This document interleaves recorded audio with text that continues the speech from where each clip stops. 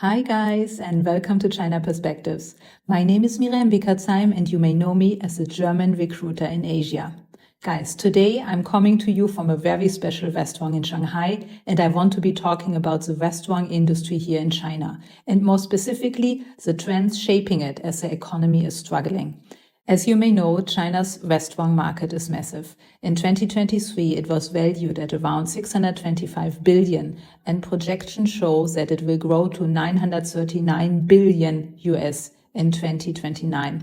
That's an annual growth rate of 7%, which is pretty impressive, especially considering the challenges the sector has faced recently. The growth isn't just limited to the general market either. If we really break it down, the overall food and beverage market is expected to expand at an annual rate of about 7.3% throughout 2029. This is despite the slow recovery from the pandemic. Consumer demand for dining options is resilient, especially among urban populations. So what does it mean for restaurants and consumers? Right now, what we see is that the growth is much slower than it has been in the past, actually. Consumer confidence is still low, and in fact, many of our favorite restaurants, especially those here in China catering to a more Western audience, have closed shop. However, we also do see a trend that people, first of all, still go out to eat, and second of all, indulge in what I call little luxuries, so a nice meal with friends or family, instead of buying an expensive gadget or a luxury item. So you can see it as a way to treat oneself without breaking the bank, and something especially the younger generation and the middle generation is known for. So let's talk about the consumer behavior. Even though we continue to see some economic pressure like rising unemployment and uncertainties in the market, restaurants are adapting and they are innovating to get customers to come. One major driver is technology and how common it is to order food online. So actually online food delivery is accounting for about 10% of the restaurant's total revenue sector. In fact, the online food delivery market in China has been growing exponentially, around 16% annually. During anyone's work week, mine and yours, it would not be uncommon at all to order at least one meal per day, so 5 days a week for lunch to the office, maybe an extra milk tea in the afternoon, as you like to do. I personally have many friends who are single or just really busy, and they don't cook at home, so it would not be crazy at all for somebody to order 2 meals a day. Ordering online is super easy, super quick, super convenient, and it's really cheap and it's really reliable. However, the environmental impact is a topic that should be looked at as well, as a whole lot of trash is being created by these delivery meals. But no matter if you're ordering takeout or if you're eating inside a restaurant, some of the trends are changing. For example, after the pandemic, we've seen a huge trend and push towards healthier dining, and it is stronger than ever. In fact, nearly 30% of all Chinese consumers report that they actively seek out organic and health-conscious food options. Chinese have always had traditional food that is considered to have certain health benefits, often somewhat related to warming food and cooling food concepts or from traditional Chinese medicine. If you know nothing else, just remember that hot water treats everything and cold water is horrible and will just make you sick. Nobody should ever drink ice cold water. Now, back to the now. What is new here in China is that restaurants are responding to this modern health trend by creating menus that include functional foods, low sugar alternatives, and dishes made with organic ingredients. In the past, it would be very rare actually to have nutrition information like fat, protein, carbs, and all of that. Even with some serious searching, you couldn't find it. Now, this information is easily found in many restaurants and online food deliveries. They just put it and display it quite prominently.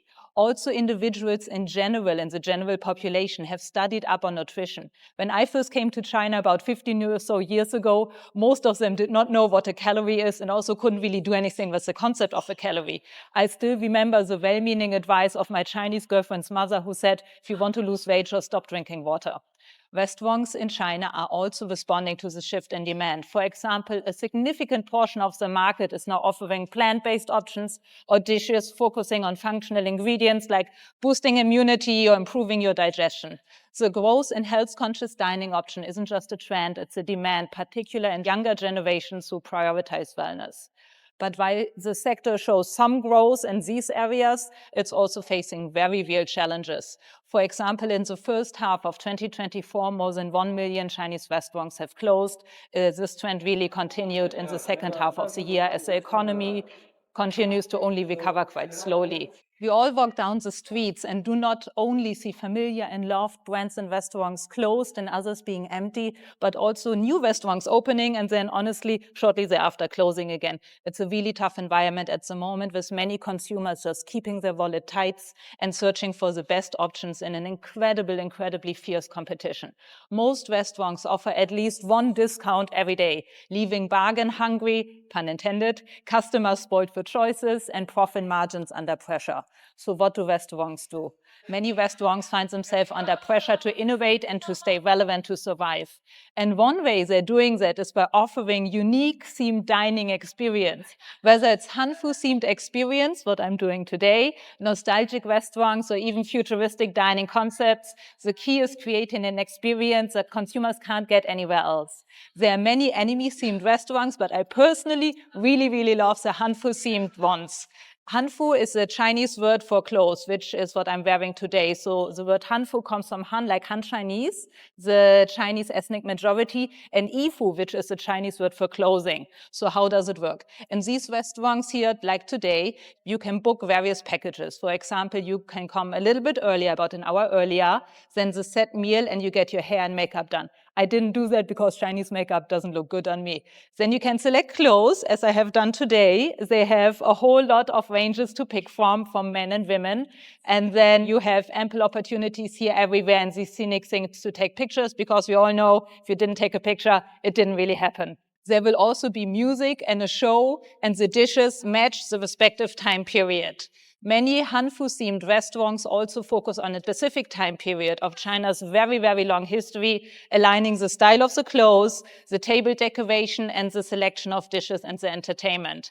And the success of these restaurants, it's telling. As the dining experience becomes more than just about food, customers are willing to pay a premium for these unique experiences. It's a shift away from traditional dining to an entertainment-driven model. Some restaurants are also trying to entice customers to come by creating sharing-worthy backgrounds on social media. So platforms like Douyin, Xiaohongshu, which you may know as Red, play a huge role in finding a restaurant or a bar. In fact, we found this restaurant on social media, and spontaneously, I wouldn't even know where else to look if I was looking for a really cool experience. People are really eager to share these unique experiences and views, and restaurants are leveraging these platforms to boost their visibility and attract customers. In fact, it's become almost expected for restaurants to provide an experience that is worth sharing. These can range from flake plastic flowers like these, to robots serving food, to an artificial mini lake in the middle of a restaurant with very real fish inside, or even a manicure during your hot pot session.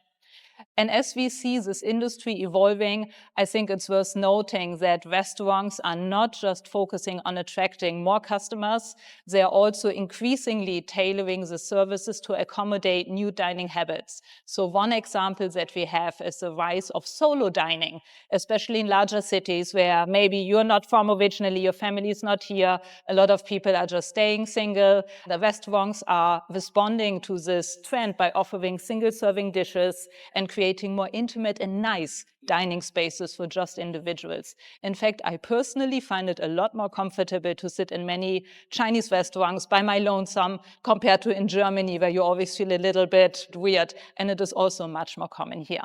So while the restaurant industry in China undoubtedly faces big challenges, it is also full of opportunity. With digital transformation, a shift towards health-conscious dining, and an ever-growing focus on sustainability, there can still be a focus and a future for those who can innovate. For consumers, this promised fun experiences like the ones we have today. I hope you found this little dive into China's restaurant market insightful. I'm also sharing you some pictures and videos during our experience today. If you like this, please like and subscribe for more. Bye, guys.